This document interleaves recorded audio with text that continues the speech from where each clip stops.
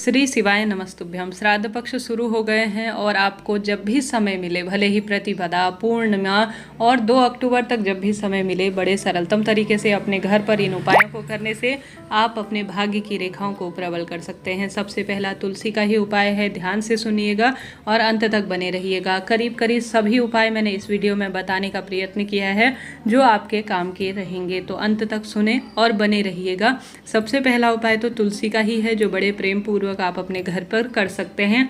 महिला, पुरुष, घर के बच्चे कोई भी उपाय को कर लेते हैं तो निश्चित रूप से पितृदोष इससे दूर हो जाता है। गुरुजी कहते हैं यह खास तौर पर पितृपक्ष में सबसे अधिक फल देने वाला होता है। कोई भी करे, कुंवारी लड़की, सुहागिन महिला, सभी कर सकते हैं, कोई दिक्कत की बात नहीं है। किसी भी शुभ तिथि में कर सकते हैं। आपके घर पर गंगा जल तो होगा ही, वही गंगा जल आपको लेना है और एक कटोरी ले लेना है। सबसे पहले तुलसी माता जो घर पर विराजमान है उनके आगे एक दीप प्रज्वलित करें। तत्पश्चात एक कटोरी आप जो है अपने घर की तुलसी में रख दीजिए और अपने हाथ में गंगा जल 5 या 7 बार आपको लेना है। एक बार गंगा जल लिया, अपना नाम गोत्र बोला, काशी विश्वनाथ भगवान का नाम लिया और मेरे पितरों का तारण हो ऐसी प्रार्थना कर कर आपको उस जो है विशेष तौर पर जो आपने जो तुलसी की जड़ में कटोरी रख रखी है उसमें समर्पित किया। इस तरह से नाम गोत्र बोलना है, काशी विश्वनाथ भगवान का नाम लेना है। 5 या 7 बार आपको उस कटोरी में इकट्ठा कर लेना है अपने हाथ की अंजनी से जिया हुआ गंगा जल। फिर जब आपकी जो है कार्य पूर्ण हो जाए, उसी समय दीपक इत्यादि प्रज्वलित हो जाए पूर्ण रूप से, तो आप इस कटोरी में जो आपने गंगा जली, अपना नाम गोत्र, काशी विश्वनाथ भगवान का नाम लेकर जो है अपने पितरों के स्मरण में दान किया है उसे तुलसी में आप बाद में समर्पित कर दीजिए। तो पहला उपाय बड़े सरलतम तरीके से आपको यह करना है जो आपके काम का है और बहुत श्रेष्ठ इसके परिणाम मिलते हैं। यह बात हो गई, किसी भी दिन कर सकते हैं। दूसरा, घर पर ही करना है, घर के दरवाजे पर। गुरुजी ने कह रखा है आप सभी को घर के दरवाजे पर दोनों तरफ शाम के समय पर आवश्यक रूप से एक एक चुटकी आटा जरूर से जो है थोड़ा थोड़ा समर्पित करना है। इसके पीछे बहुत गहरा रहस्य भी छुपा हुआ है।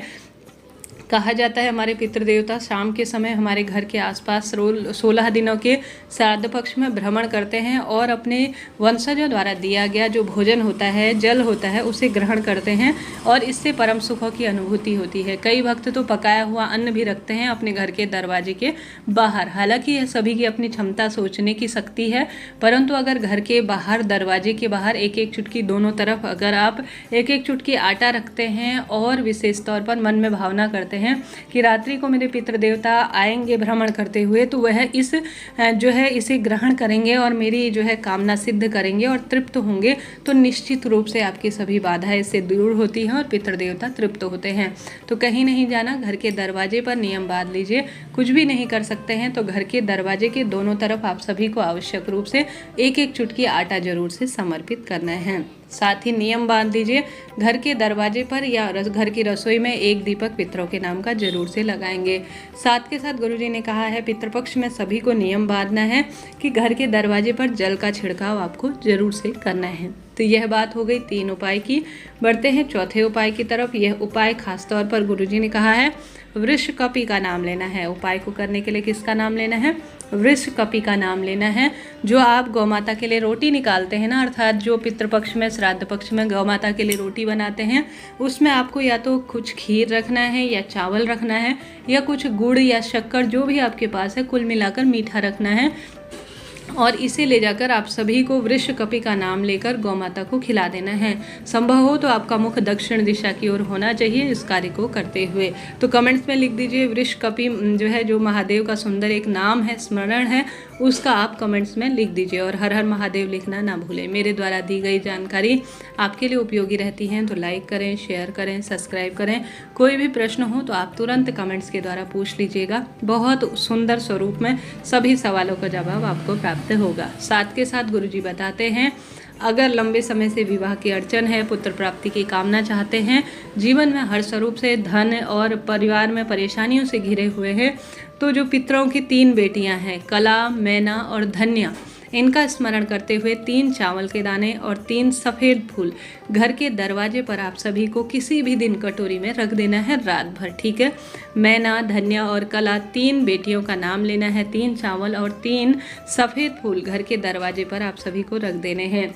बाद में जब सुबह हो जाए तो इन तीनों को ले जाकर चले जाइए महादेव के मंदिर में और जो विशेष तौर पर नंदी महाराज हैं उनको स्पर्श कराकर माता अशोक सुंदरी को जो है आपको यह चीज़ें समर्पित कर देनी है। कोई पैसा समय नहीं लगना।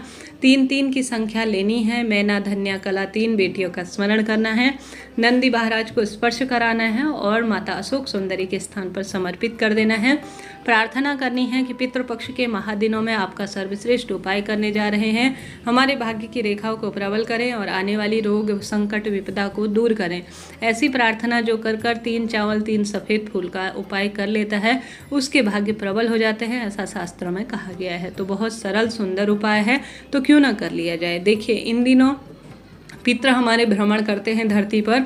जो भी भक्त अपने सच्चे भाव सच्चे मन से उनको मना लेता है तो समझ लीजिए वह सब कुछ प्राप्त कर लेता है। हार रहे हैं, दुख पा रहे हैं, ज़्यादा से ज़्यादा इन दिनों अन्न का दान, जल का दान, दीप दान, गोदान, वस्त्र दान, पीपल वृक्ष की पूजा करने का प्रयत्न करें। किसी कारण से तर्पण इत्यादि न कर पाएँ तो सर्वपितृ अमावस्या के दिन आप करें। किसी कारण से आपको ध्यान नहीं है कि आपके पितरों की कौन सी तिथि है तो 2 अक्टूबर सर्वपितृ अमावस्या है, उस दिन आप कर लीजिएगा, लाभ मिलेगा जी। कोई कहीं सुनी बातें नहीं है, सब लोग कह रहे हैं तो इनके पीछे कोई ना कोई कारण तो होगा।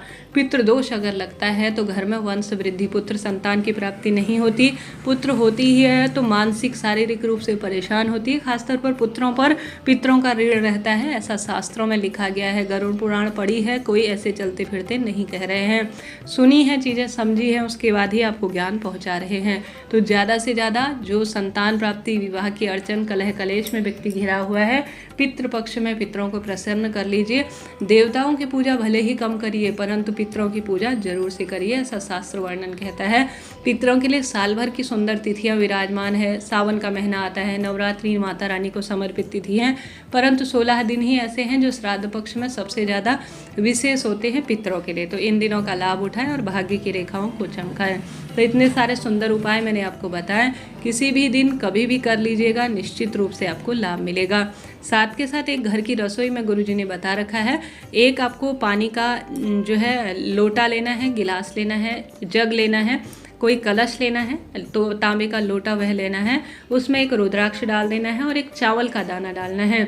दोपहर में 11-12 बजे के आसपास ये उपाय करना है, परंतु ऑफिस वगैरह जाना होता है। देखिए, सभी व्यवस्थाएं लचीली की जाए, उपाय लचीले किया जाए तभी वह सिद्ध होते हैं। सुबह शाम भी कर सकते हैं। देखिए, दोपहर में होता क्या है, ऑफिस वगैरह का काम रहता है, सुबह हम नाश्ता कर चुके होते हैं तो इस उपाय को पूर्ण नहीं कर पाते हैं, तो ऐसे में सुबह शाम भी किया जा सकता है, कोई दोष कोई दिक्कत की बात नहीं है। तो एक जल का लोटा ले लीजिए, उसमें एक रुद्राक्ष डाल लीजिए, रुद्राक्ष कितना भी मुखी हो चलेगा, एक चावल का दाना परिपूर्ण अवस्था में रखें, एक लंबी बत्ती का दीपक रखें। दिन में अगर 11-12 बीच के कर सके तो अत्यधिक शुभ है।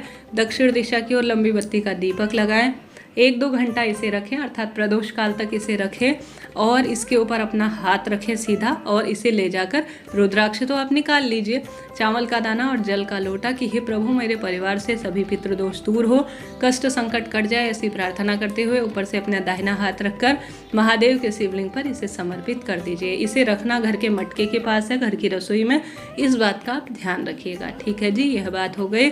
इन दिनों ब्राह्मण देवता को दक्षिण दिशा की ओर मुख करते हुए भोजन कराएं और इन दिनों विशेष तौर पर नए कपड़े, नए व्रत को आरंभ करना, उद्यापन इत्यादि करना और विशेष यात्राएं करने से स्वयं को रोकिएगा। भगवान जी इन दिनों कहा जाता है पितरों के लिए ही समर्पित होते हैं और उनके लिए जो है उन पितरों की जो पूजा होती है वह हमारे देवी देवताओं को भी प्रसन्न करने वाली होती है। तो कोशिश करें, पितृपक्ष के नियम है जो उनका पालन जरूर से करें। पितरों के निमित्त भोजन बना रहे हैं तो आप सभी पत्तेदार जो सब्जी है जैसे पत्ता गोभी गुरुजी ने कहा है, और साथ के साथ आवश्यक रूप से कुमड़ा, प्याज, लहसुन, तामसिक चीज़ों से ज़्यादा परहेज करें। इन चीज़ों का ध्यान रखें, तभी आपकी पूजा आराधना सफल